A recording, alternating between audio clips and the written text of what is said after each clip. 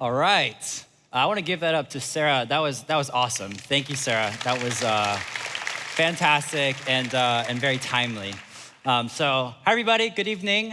My name's Brett, and I actually live in San Francisco, but I love this place. My life was changed here at Buckhead Church, and so it's an honor for me to be here and be part of this series.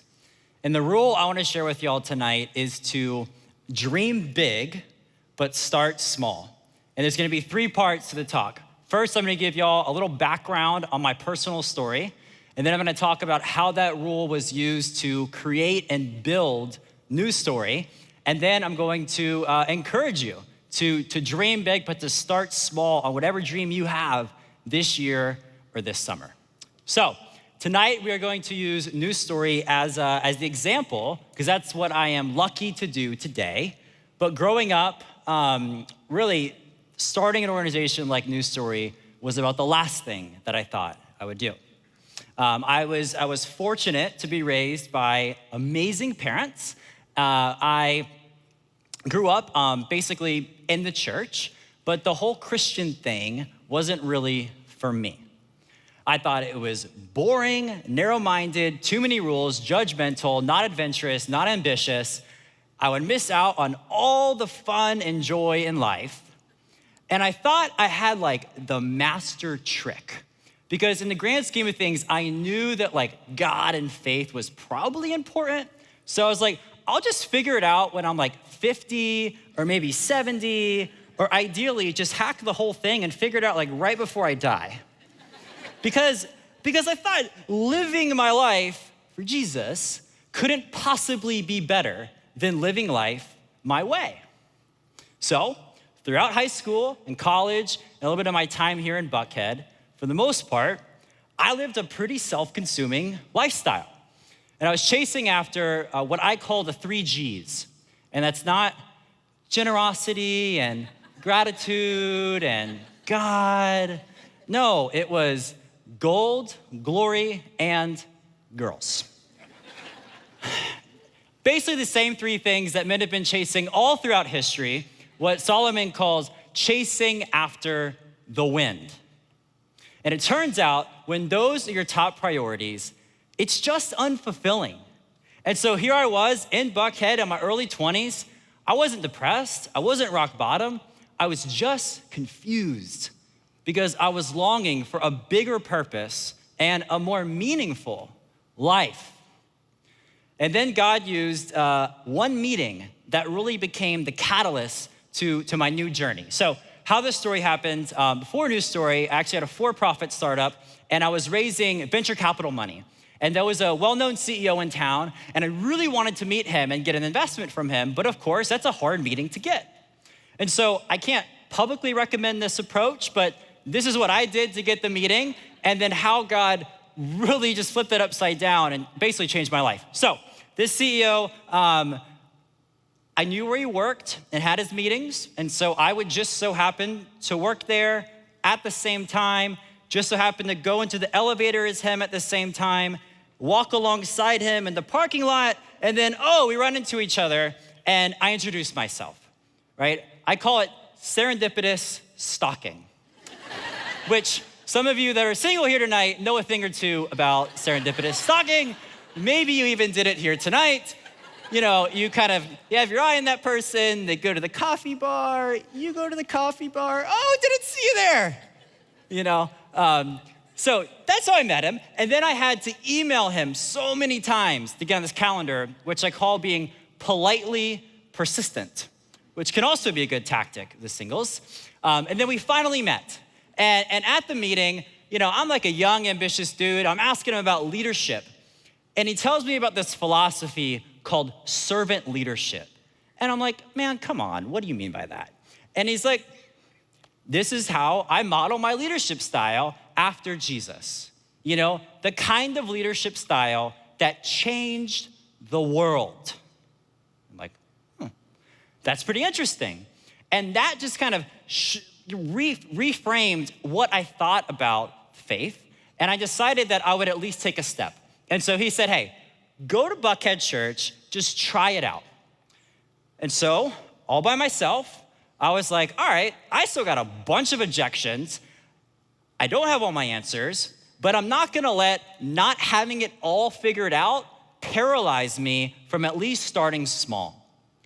And so I showed up, and I took a step, and I took a step, and then about get this slide up here. Yeah, so about 6 years ago, here at church, actually right up there, I was baptized. And everything began to change. Thank you, yeah, it's cool. Everything began to change. My heart was just transformed. I have no other way to describe that from just happening. And I made a total 180 in my life. And that change led me on my first trip to Haiti. And I went down there a couple years after the 2010 earthquake, where hundreds of thousands of homes were destroyed, forcing families to grow up without one of life's most basic human needs: adequate safety and shelter. I met kids that slept restlessly on dirt floors. I was there in this tent. I could feel the heat. I could sense the smell that families and kids were just used to. And I could see how the one place that we all want, and better yet, deserve to feel safe, was actually a breeding ground for disease and sickness. And at News Story, we believe that in 2019, with all the advancements we have in our world, no human being should live like this, and no baby should be born into this environment. And that is what News Story is on mission to change. So I took that trip, and I got back, but I was only 24. And so I didn't really have any goals of starting an organization. And frankly, I had had some bad previous experiences with other charities. I thought there was just a lack of transparency, accountability, and a really big lack in innovation. And then I was like, wait a second. From an entrepreneurial perspective, those are problems that could be solved. And so I decided to start News Story and create an organization that would just do things differently. And so I started small. I met Matthew and Allie, who are our co-founders at age 24, and we began here in Atlanta, master planning in our little house, not how we'd change the world, but how we would fund our first home. Andy Stanley has this saying that I love, I say it all the time: to do for one what you wish you could do for all. And that's what we started with. And I believe when you have a small goal that is achievable, the thing I love about that is all excuses are off the table, because it is totally up to you if you want to make it happen. And that's what we did. And then we took a leap and we took a risk, and we applied to the world's top startup accelerator called Y Combinator. They've produced companies such as Airbnb, Dropbox, and we applied knowing that only about 1 to 2% of applicants actually make it in. There's about 10,000 startups that applied. Turns out, against all odds, we got in as one of the first nonprofits in 2015. And so me and my little co-founders, we moved to Silicon Valley, to San Francisco, and we began this program. And just to give you all some context of the type of peers that were there in the class with me, I want to introduce you to someone, and you can just see what it was like. So I'm gonna introduce you to William. Hi, Brett, I'm William. Hey, William, what's up, man? What's your background? Well, I did my undergrad at MIT, then I spent a little time at NASA, then I went and got my PhD at Oxford, and now my startup's creating a new cryptocurrency to compete against Bitcoin in Asia. How about you? Oh, that's nice, William. Of course you are. I'm Brett. I went to Florida State. Football, sororities, fraternities, and I'm just doing my best to fund some houses, man. Oh, good luck. That's what it's like. And I tell you that story because I felt out there that me and my co-founders, that God had put us in a place where we were underdogs, but with a big dream. And I felt the bigger the dream, the more important it was to be grounded in my faith and his ability and not my own. And so I depended. That was my strategy. I depended and I said, I'm not gonna try to do this, figure this all out on my own as like a young leader. I was just gonna depend and say like, look, I can't do this without you. Like I am not qualified, but I'm gonna trust and I'm gonna work hard and I'm gonna show up with costly consistency every day. And if you wanna make something happen, then you'll make it happen. And this is what's happened in News Story's first 4.5 years. I'm gonna give y'all a little 1-minute summary of really what we've done. So we ended up funding that first house in Haiti. We then became obsessed with the impact and we grew and we got bigger. And one house turned into building neighborhoods that were built by local workers using local materials. And then that turned into what we do today, which is we build entire communities with hundreds of homes, thousands of people. And in our first 4.5 years, from just starting small here, trying to do one house, we've now raised over $30 million in revenue, impacting over 2,600 homes. That's about 12,000 people, building 22 of those communities throughout Haiti, El Salvador, Mexico.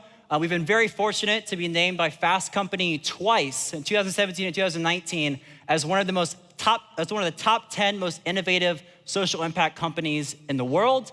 Our co-founders have been named Forbes 30 Under 30 Entrepreneurs, and our 3D printing project, which you're about to see, has gotten over 1 billion online impressions and about 600 million video views. And we've done all that with this team. Thank you. Yeah. And the number one reason for that success has been our team. And some of them are here tonight. I love y'all. We have an office in San Francisco and an office and a team in Atlanta. We'll be hiring in the future here in Atlanta. Go to our careers page. But our youth has been our advantage. As you can see, it's an all millennial team. This is usually the part where I make a millennial joke, but you guys are all my peers, so I'm gonna just be real with y'all. Millennial jokes are awful. They're really not that funny. But if you ever want an older person to laugh at a joke and you're talking, tell a millennial joke. So yes, this is the team that has made everything happen. Now, when starting out, I think it's really important to have a differentiating dream. And so for me, for whatever reason, I just had a very strong conviction that there needed to be a more modern and innovative nonprofit in the world. And that is what we started with. And one example of that is the mindset that we have around taking risk, research and development, and innovation. And we're able to do this because we have a unique group of donors that fund all of our R&D and innovation called the Builders. And they enable us to try some crazy things and try to invent new solutions that can impact the world. One of those is 3D printing homes. Now, before I get started on 3D printing houses, at this point, we're all familiar with just 3D printing in general, right? We have them in our schools, our offices, our universities. So how new, how rare is 3D printing homes actually? Well, for reference, here's the number of habitable, permitted, 3D printed homes in the world that we know of. And here's the one we helped create. So what you're looking at is the world's first permitted 3D printed home. We printed this with our partner Icon in Austin, Texas last year as our proof of concept. Now, to show you a little how it works and how I explain it to my mom is what you're looking at is a proprietary cement mix, and it's coming out of this nozzle almost like soft serve ice cream is how it's coming out, the consistency. And then it is layering a built to last home that will last for decades, a generation, with this method. Now, this is what the machine looks like today. It's pretty cool, right? This was the dream. This is what we wanted it to look like. But how did we start? We started small. We started as some crazy, weird, unqualified kids in a backyard trying to print houses. This is me and my team members literally in the backyard in front of our prototype 3D printing machine before anybody thought this was cool, before anybody knew about 3D printing homes. And the people that did know, what did they tell us? They said, "What are you guys doing? Just stick to what works. Be more normal." But the way we think about that is normal doesn't create breakthroughs. And when there's 1 billion people in the world that don't have adequate shelter, we need breakthroughs. And so this is how we started. It worked, and we now have a mantra at News Story that your dream, whatever your dream is right now in your head, it is only crazy until it's not. Now, it was never about one house. We printed that first house, and it was always about real homes for real families and real solutions. And so we are on the verge of 3D printing the world's first community later this year in Latin America. And I want to show y'all a 1-minute video of how the machine works and then the house design that families will be living in, again, for the first time in history, a 3D printed community.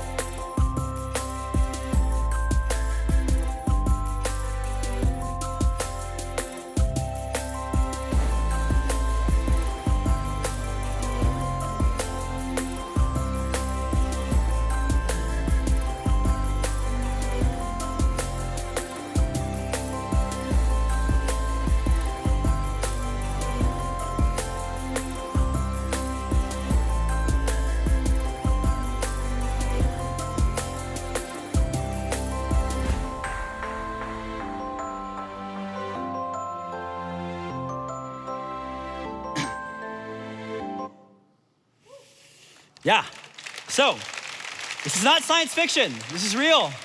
This is real. It takes about 24 hours to print one of these homes. We'll have electricity, clean water, sewage inside the homes. They'll be built stronger, better quality design. You'll be seeing press probably in a few months or later in the year once this launches, and hopefully you'll all remember hearing this first. So that's 3D printing homes. And I want to end really with a story. One of my favorite stories is the parable of the talents, which I think just does a great job of talking about dreaming big and then taking action and starting small. So most of you know this story. I'm gonna do a really quick paraphrase that for those that don't. So Jesus is out doing his thing, telling stories, and he's talking about this parable where there's a master that has 3 servants. And then the master is gonna go away for a long trip. And he calls the servants together and he's like, all right, guys, I'm gonna give you this, I'm gonna divvy you up this. And he hands out responsibility and talent, which is money, and he entrusts the servants to basically do something with it while he's gone. Then he comes back and they all get together and the master's like, okay, like, what'd you do with what I entrusted to you and what I gave you? The first 2 servants, they went out, worked hard, probably took some risk, and they doubled the master's money. The master was happy about that. He liked it. The 3rd servant took a different approach. He played it safe. He was very cautious. He didn't try to go out and earn more money or make a bigger impact, or he didn't even put it in a bank to earn interest. What he did is he literally buried it in the ground to keep it safe, right? The master got back, and this is what that servant told him. And this is from the Message version. It said, "Master, I was afraid I might disappoint you, So I found a good hiding place, literally the ground, and secured your money. Here it is, safe and sound down to the last cent. The master, he wasn't happy about this, right? And this is what the master said. He said, that's a terrible way to live. It's criminal to live cautiously like that. Take the talents and give it to the one who took a risk and get rid of this play it safe. That's what he called the servant, a play it safe who won't go out on a limb. And I view this thinking that he doesn't like when we are scared or we don't start anything with the talents and the gifts and the potential that he gave everyone in this room. So, with that, don't be that servant, right? That's not what we're called to do. That's not what we're wired to do. That's not what we're created to do. And so my kind of last 2 points on actually getting started on your dream. And not everyone here has something you're ready to act on. That's okay, you don't have to, but some of you do. And so if you have clarity on what it is, what holds you back from just starting small? I think there's two main things. The first is simply caring what other people think, right? Letting other people's opinions rob you or bury the creativity and the potential that you have, right? That blog you wanna write, that video you wanna post, ooh, how will people react to that, right?